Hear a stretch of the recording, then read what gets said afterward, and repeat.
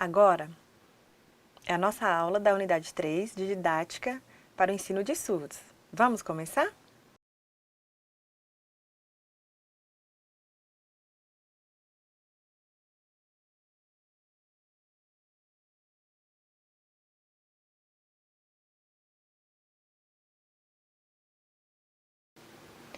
Então, o conteúdo que estudaremos.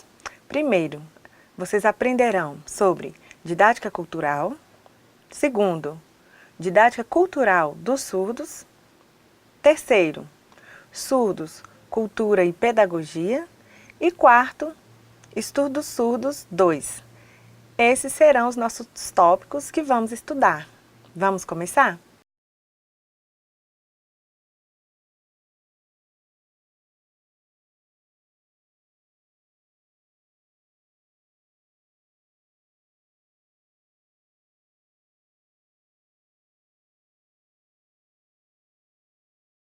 Bom, a didática da educação de surdos existe oficialmente. Temos uma teoria cultural que objetiva estimular e entender a existência dessa didática direcionada ao surdo. Algo muito importante a respeito dessa teoria é refletirmos sobre a mesma. O aluno surdo, ele é inferior? Não, de forma alguma. Ele é igual, tem o mesmo patamar. A didática que deve ser assumida deve ser uma didática perfeita com estratégias de ensino direcionado ao surdo. É necessário o quê? Descobrir a forma que o surdo adquire conhecimento. Então, a individualidade de cada um, a forma de aprender, as diferentes formas, isso é muito importante, correto? Então, usando a teoria cultural, essa teoria cultural, ela o quê? Ela desobriga a normalidade. Na verdade, é uma teoria relacionada à modernidade e à diversidade. Ou seja, ali no contexto da escola crítica, é necessário haver estudos relacionados ao surdo.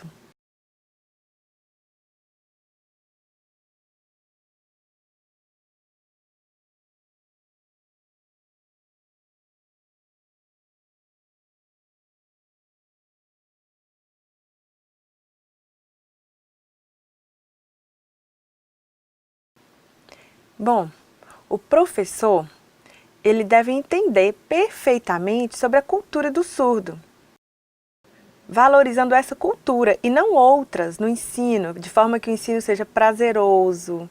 Então, deve abarcar a cultura do surdo. Isso é interessante, os surdos vão gostar de aprender. Algo muito importante, é necessário haver um cuidado com as teorias a serem utilizadas em diversos lugares. Temos um programa didático embasados em aproveitamentos de restos auditivos dos alunos, a reabilitação oral, os sons, vibrações, dentre outros. Então, esses são mecanismos que podem ser listados e que vão prejudicar o ensino, o conteúdo relacionado ao surdo, porque estão direcionados ao som e à fala. Existe um outro programa didático, e qual seria? Um que inferioriza a língua de sinais e priorizando o quê? As aprendizagens igualitárias, surdos e ouvintes. Mesmo material, mesma forma de ensino.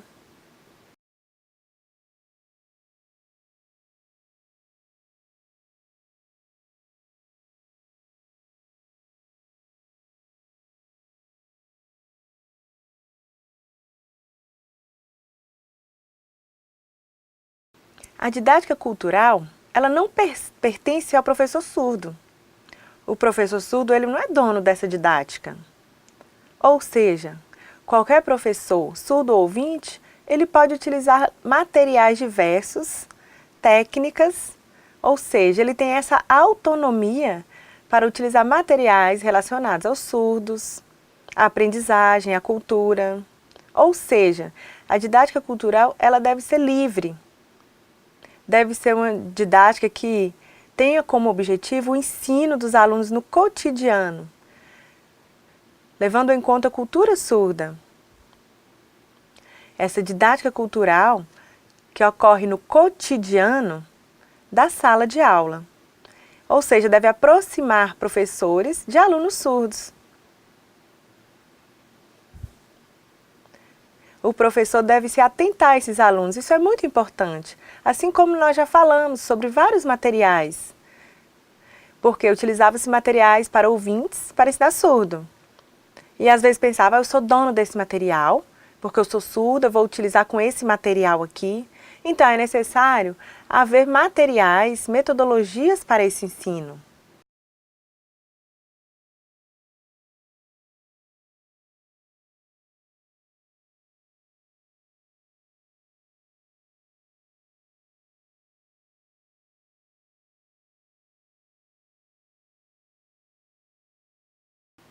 Bom, educadores de partidos da direita criaram a didática moderna ou tecnicista.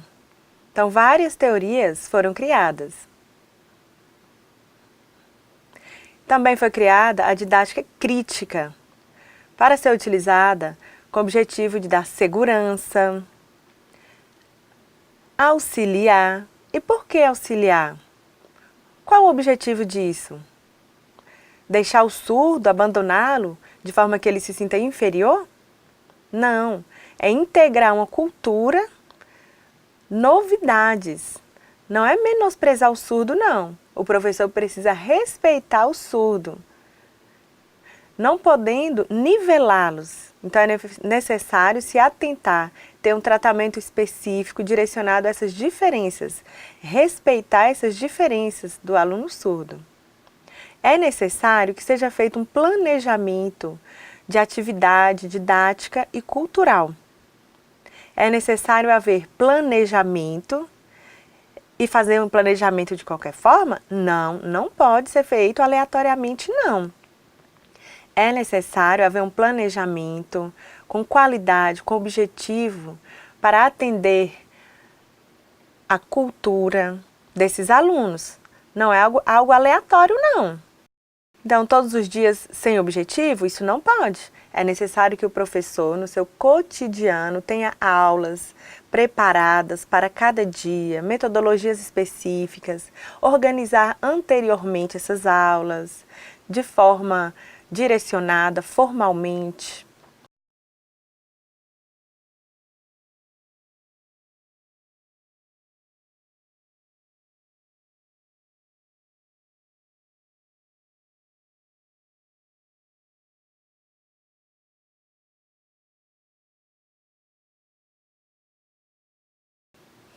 Então, a didática cultural surda, ela existe desde o início dos encontros de surdos, onde surdos encontravam com surdos e faziam trocas.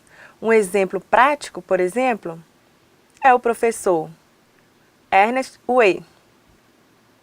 Então, ele tinha uma diferença na sua didática, era uma didática própria. E qual seria? O Way não desprezava nada. Ele respeitava o surdo, ele nunca desprezava as especificidades do surdo.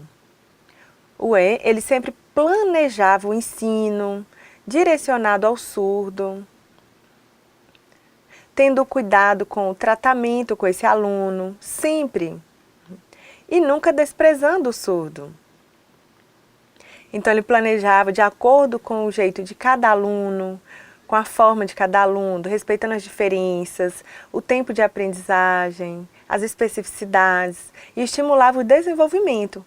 Essa era a ideia dele. Então, era um ensino, um planejamento autônomo, para estimular esses alunos e percebia o desenvolvimento desses alunos. E não havia uma desigualdade, não. Essa era a metodologia dele. O E, ele tinha várias estratégias para o ensino, por meio de interações com surdos. E qual é o objetivo com os alunos surdos?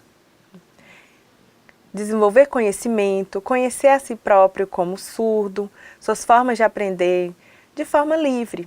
Isso que o E falava, isso era muito bonito. A prática de alteridade, se colocar no lugar do surdo, estimular o desenvolvimento do surdo, estimular até ele aprender.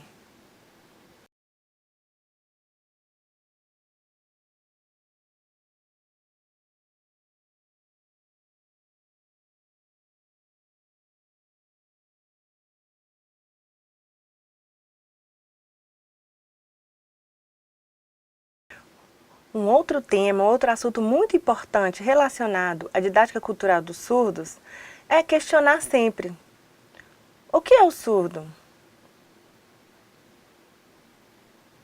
E como pode uma pessoa qualquer ser superior ao surdo? Então temos esses questionamentos. Então vamos responder essas perguntas. Um assunto muito importante porque é necessário fazer uma análise das práticas ouvintistas, que na maioria das vezes é preconceituosa. Então é necessário haver valorização da língua de sinais, valorização cultural. A didática cultural dos surdos é marcada por várias características próprias do sujeito surdo. E esse sujeito surdo, ele é diversificado, multifacetado. Ele tem suas identidades, seu jeito diferente, utiliza a língua de sinais. Então essas são as diferenças. Vocês pensam que os surdos todos são iguais? Pensam da mesma forma? Devem ser tratados com a mesma estratégia? Não! Por isso, cada professor deve refletir sobre essas diferenças culturais e refletir sobre esse processo de ensino, levando em conta essas diferenças. A didática para os surdos, ela deve ser organizada por meio de atividades, com objetivos, estimulando os surdos a serem responsáveis socialmente. E isso, serem atuantes de forma livre, construindo a sua identidade.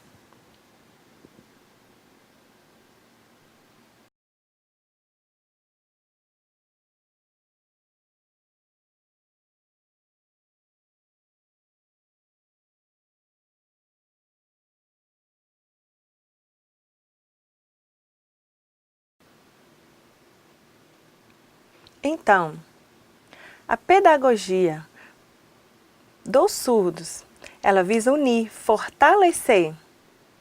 É como se fosse o cordão umbilical. Seria uma metáfora de não cortar esse cordão umbilical. Ou seja, haver resistência, lutas, união e não dispersar. Porque se dispersar, enfraquece. Então é necessário fortalecimento. E o que isso significa? Significa que sempre deve haver esse fortalecimento. Por isso deve-se espalhar para que todos possam saber disso, ler. Essas crianças surdas vão saber dessas ideias e se desenvolver. O surdo ele vai ficar sozinho? Humilhado? Não, ele deve fazer parte de uma comunidade surda e se fortalecer. Por quê? Se dispersar, vai enfraquecer. É necessário que haja essa luta em conjunto pela educação de surdos no Brasil. Então, essa metáfora referente à história, ela significa o quê? Uma volta à construção do surdo como povo, com seu espaço. O surdo antes ficava angustiado, tinha dificuldades, não conseguia se expressar, mostrar seus sentimentos. Então é necessária essa união para se desenvolver, sentir bem. Isso é o que eu quero mostrar com essa metáfora da pedagogia.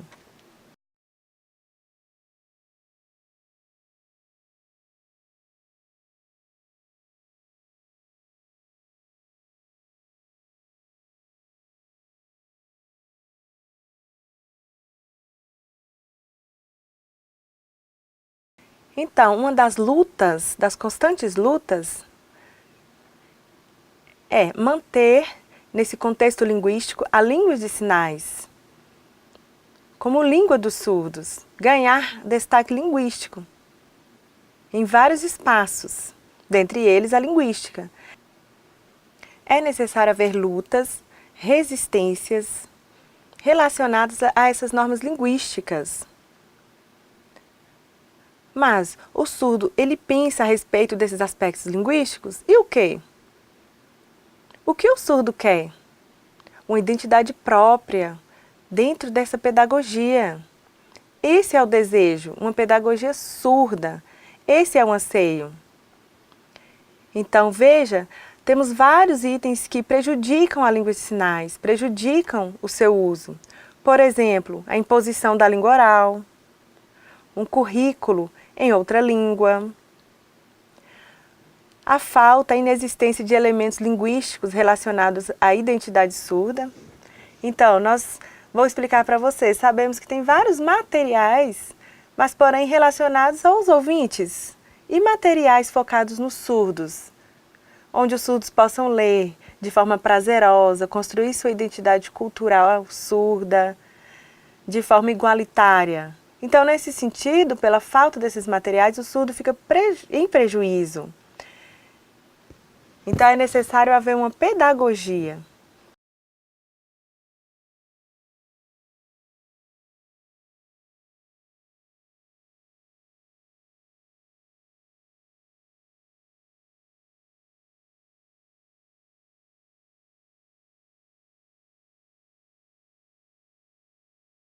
A autora Ronice Quadros, em suas pesquisas, ela defende fortemente a língua de sinais. Essa autora, ela explica que há movimentos, lutas, e percebe-se com isso uma ameaça real. E os surdos tentam se proteger, se fortalecer contra esses preconceitos, essas angústias. Então, a autora ela fala que é necessário o uso da língua de sinais como primeira língua e o português como segunda. Devemos fortalecer a língua de sinais para os surdos. É a ideia da autora. Durante muitos anos, em um longo período, a língua portuguesa era prioritária. A língua de sinais não estava no centro. Tinha pouca importância. O português era que era levado em conta. Então, essa autora, a Ronice, ela vem falar sobre a importância da língua de sinais. Antigamente, as línguas de sinais eram tidas como gestos, com pouco valor. Mas hoje, nós já podemos comparar a língua de sinais com a língua portuguesa. Antes, éramos obrigados a aprender o português. E esse currículo não pode mais ser assim, deve levar em conta Libras como L1. É necessário o quê? Não fazer uma comparação entre Libras e português, mas discerni-las e respeitar e valorizar essas línguas e a língua dos surdos.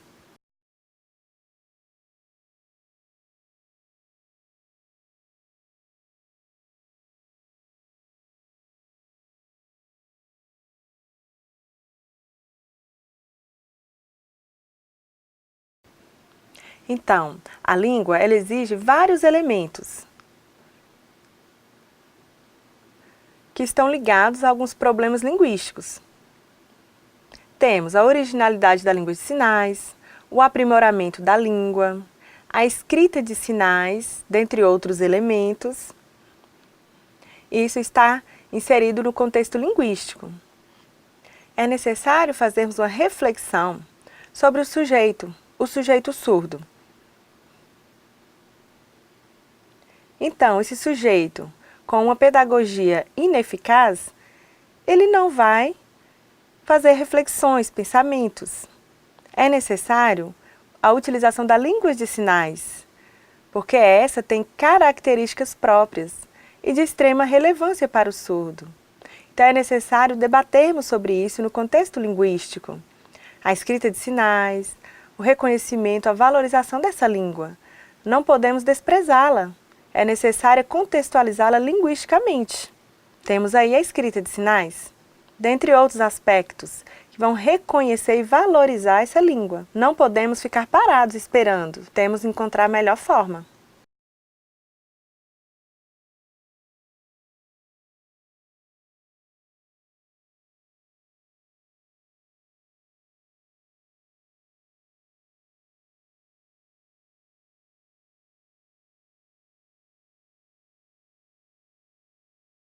Bom, de acordo com a autora Stuff, este é o sinal, ela é surda, ela fala que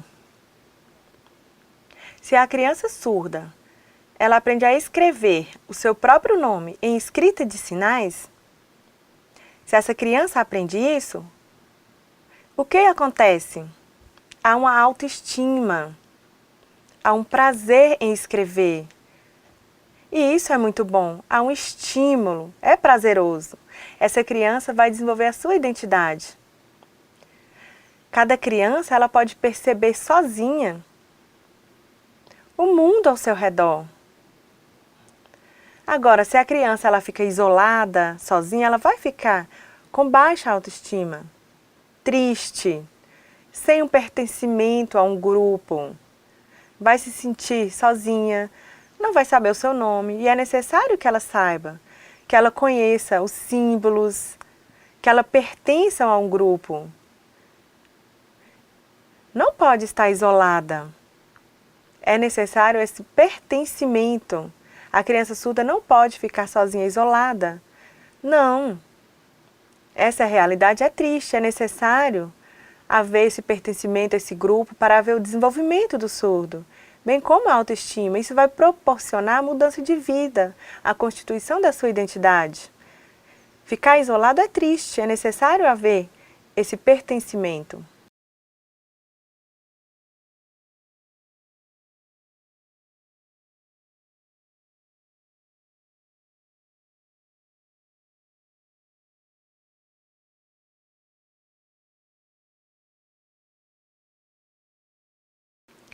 Bom, a criança surda que está ali com uma família ouvinte, ela tem os sentimentos. Percebam, se o pai e a mãe, todos ali, estão felizes, mas são ouvintes, não sabem Libras, não sabem língua de sinais, não se comunicam com esse filho surdo. Esse filho vai ficar triste. Agora, se a família sabe Libras e se comunica com ele, isso é muito bom, é prazeroso, ele vai se sentir bem. Aprender a escrever o seu próprio nome, o nome dos seus familiares. Então, essa criança precisa aprender isso. Ela não pode crescer sem conhecimento. É necessário que ela aprenda. É necessário para que o indivíduo desenvolva. Então, as crianças aprendem, se emocionam, vão se sentir mais felizes com a aprendizagem.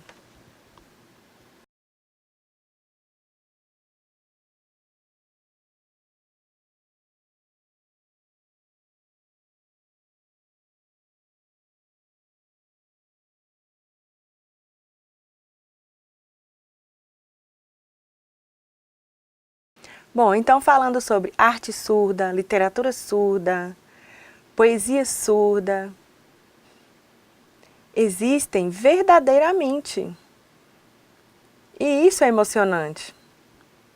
Temos esses 3 aspectos que existem verdadeiramente.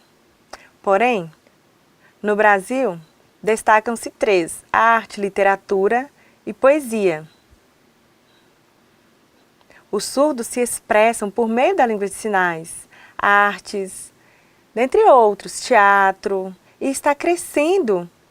Já foi reconhecida essa arte pelos surdos e está se fortalecendo. Muitos surdos mostram a sua arte, têm essa capacidade. Então, isso pode ser utilizado como didática perfeitamente. As pessoas veem o surdo feliz, pensam, ah, não, Que é isso, deve sim se interessar por essa temática. No contexto escolar, se não há artes dos surdos, se não há forma de expressão de surdos somente dos ouvintes, como é que o surdo vai se expressar?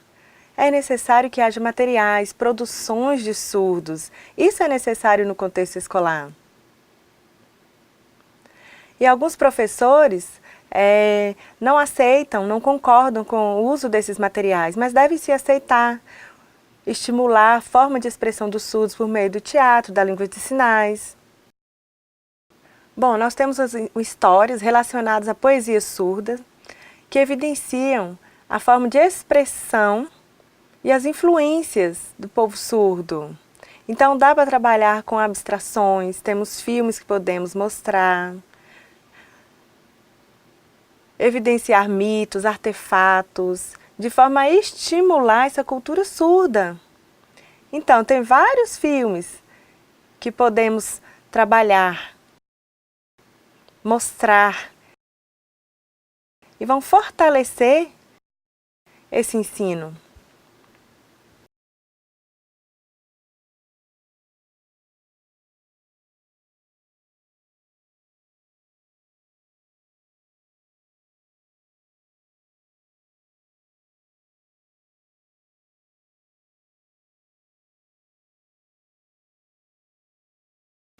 Então, temos filmes, documentários, mostra de língua de sinais, espaços. Então, a pedagogia pode acreditar nisso. É importante mostrar a língua de sinais.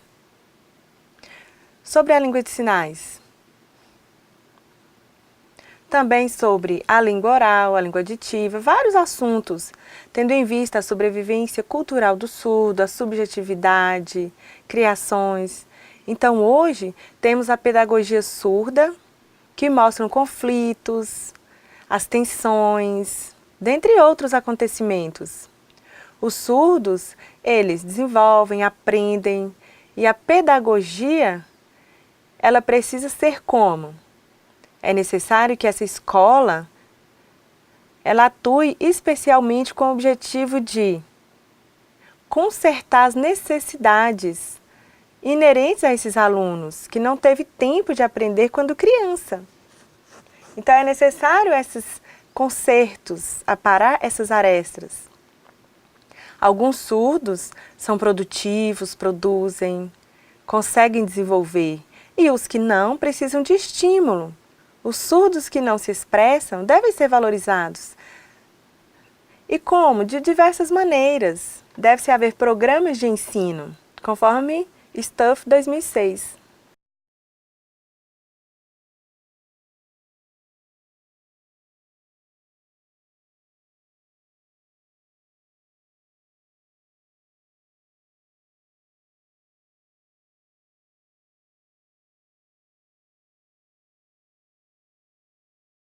Então, o pesquisador surdo, Miranda, ele pede uma maior atenção à temática da identidade surda. E ele explica que a identidade surda ela está constantemente ameaçada durante todo o tempo. Então, a pessoa surda, qualquer pessoa pode se sentir ameaçada. Tanto uma pessoa surda, quanto o sujeito surdo com sua identidade. Então, é necessário valorizar o surdo e suas vitórias, suas conquistas, suas lutas, suas vivências. Por exemplo, ele passa no concurso, ele consegue ser professor, ele consegue se desenvolver, ele se fortalece. Então, as lutas são muito importantes. Por quê? A aprendizagem não pode mais ser por meio da imposição oral. É necessário respeitar as diferenças no processo de educação do surdo.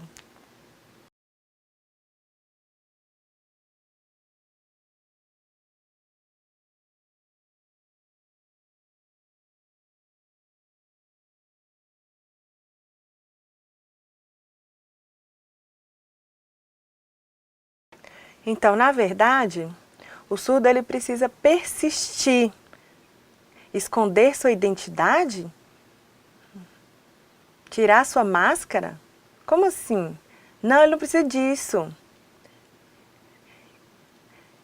Ele deve se aceitar como surdo. Isso significa que esse medo, essa angústia, essa ansiedade, ele não terá.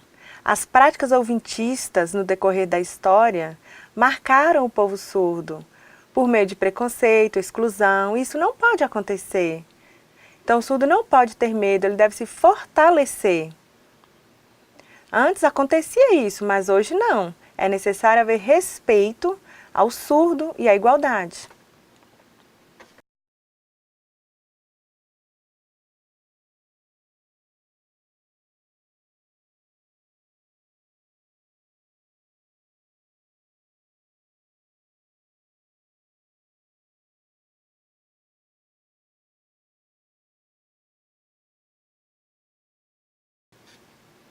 O povo surdo tem a sua cultura, a cultura surda. A percepção do mundo é visual. Então, a sociedade em geral não conhece essa cultura surda. Os surdos, eles conseguem conhecer, se inserir nessa sociedade. E o que é necessário para que sejam conhecidos? É necessário haver respeito à pessoa surda. Por exemplo, o ouvinte, ele deve respeitar a cultura, a comunidade surda. Não pode haver desigualdade, é necessário haver o respeito. Os surdos, ao nascer, geralmente nascem em um mundo de ouvintes. Então, por isso é necessário que o surdo se adapte e aceite a imposição dos ouvintes, o mundo ouvinte, ele vai viver ali. Então, esse mundo, o que acontece? Ele vai continuar vivendo ali. Então, vai haver a presença do surdo, do povo surdo. O surdo sempre vai ficar se espelhando no ouvinte, copiando? Não. Isso deve ser modificado. Eu sou surda, eu preciso ficar copiando o ouvinte? Não, para quê? Eu tenho a minha identidade, me sinto bem, sou feliz. Não preciso copiar o outro. Não, de forma alguma. Hoje as coisas mudaram. Eu sou surda, tenho os ouvintes e todos devem se respeitar. Antes havia essa cópia desse modelo. Hoje houve transformações. Não há necessidade mais de copiar esse modelo, nem se esconder. É necessário tirar as máscaras, mostrar a identidade. Não podemos mais copiar os ouvintes. Então, eu sou feliz, tenho capacidade, posso desenvolver, posso crescer.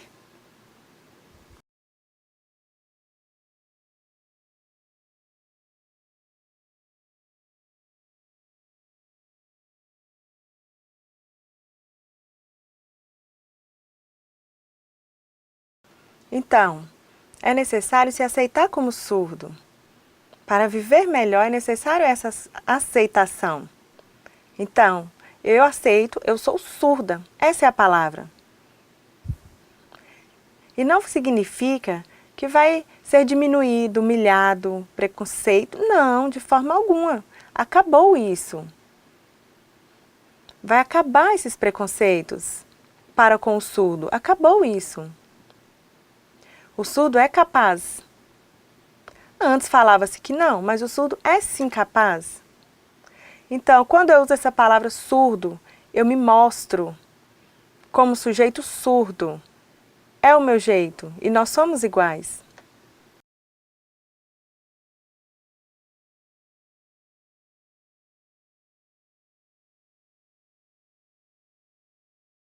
Viram o quadro? Temos ali duas colunas. Uma, como os ouvintes veem os surdos, e a outra, como os surdos devem ser vistos. Então vejam, temos ali elencados várias visões nesse quadro. Como o surdo deve ser visto e como ele é visto pelos ouvintes. Então vejam, depois vamos refletir, ok?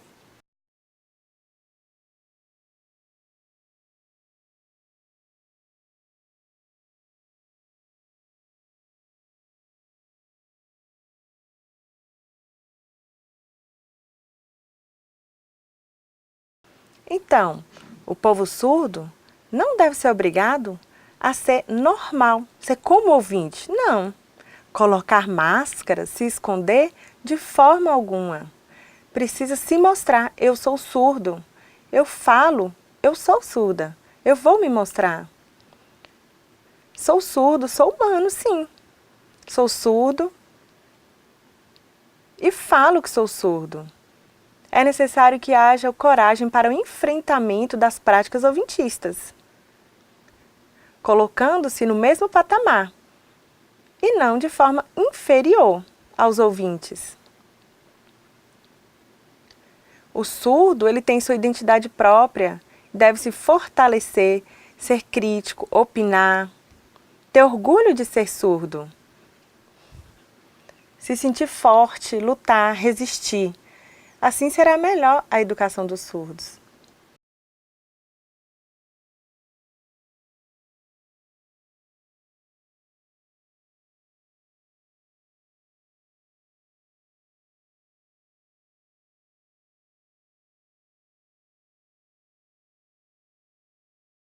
A autora Perlin, surda, ela fala sobre as identidades. São 5 tipos de identidades surdas. A primeira, a identidade surda. Surdos que utilizam somente a visão para experiências de mundo, se manifestam, mostram suas experiências, experiências visuais, que são características importantíssimas na construção da sua identidade, e há a valorização nos encontros dos surdos nesse momento. Então, há uma formação de identidade nesses momentos. Por exemplo, em associações, em encontros, em interações. São trocas de experiências prazerosas.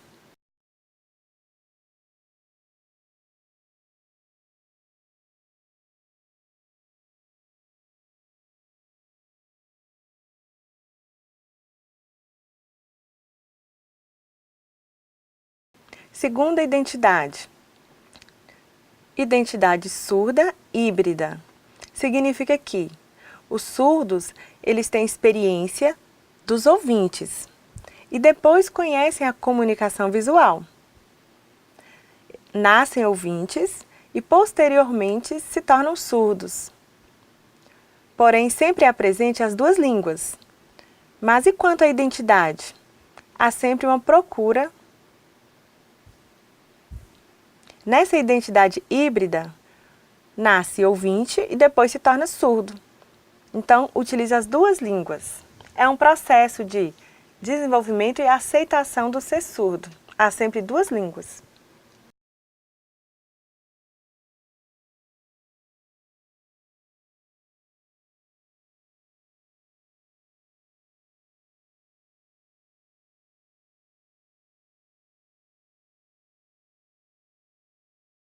A terceira, identidade surda de transição. Nesse caso, os surdos, filhos de pais ouvintes, não aceitam o pensamento ouvintista, abandonam, não se incluem no mundo dos ouvintes, ficam sozinhos, não há uma identidade, porque há uma transição, porque era ouvinte, não sabe língua de sinais. Então, é necessário a construção dessa identidade. Não pode se isolar, porque nasceu junto com ouvintes, não tinha experiências surdas. Então, nesse momento, o surdo começa a conhecer uma cultura surda, a ter contato com surdos, nessa identidade. Agora vamos ver a quarta.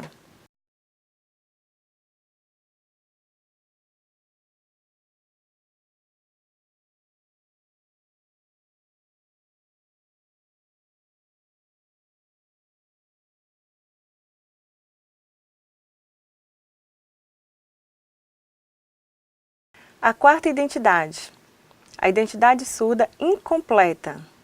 Aqui, os surdos começam a aprender sobre uma cultura surda, porém como modelo ouvintista. a cultura do ouvinte. Por exemplo, sempre há zombaria, piadas. Achou engraçado? Porque a cópia. Não é natural a construção dessa cultura. Então não há um respeito à identidade surda.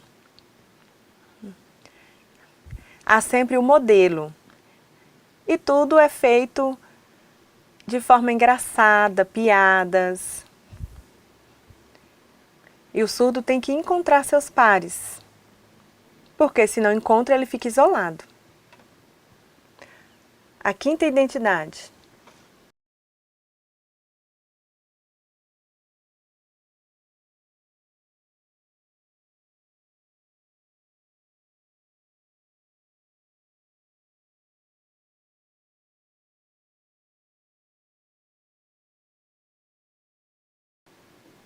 Agora, a quinta identidade. A identidade surda flutuante. O que significa? Aqui os surdos são conscientes. Eles entendem bem sobre a surdez, da sua surdez, porém, internamente, há ideologia ouvintista ainda. Há uma mistura ainda. Então, essa identidade flutuante, ela ainda tem o anseio de ser ouvinte, não tem compromissos com a comunidade surda, vive um surdo sem alegria, alheio, sem prazer, desmotivado. Muitos surdos não aprendem a língua de sinais, não aprendem a comunicação por meio da oralização, têm dificuldades na aprendizagem, então há resquícios de identidade ouvinte e resquícios de surda. Então não consegue se sentir bem, porque ainda não há uma identidade. E isso é angustiante. De acordo com Perlin, há essas 5 identidades relacionadas aos surdos. Então são essas 5 identidades relacionadas aos surdos. Tem aqueles surdos fluentes na língua, uns que sabem pouco, outros que não sabem. Então isso é de acordo com a sua identidade.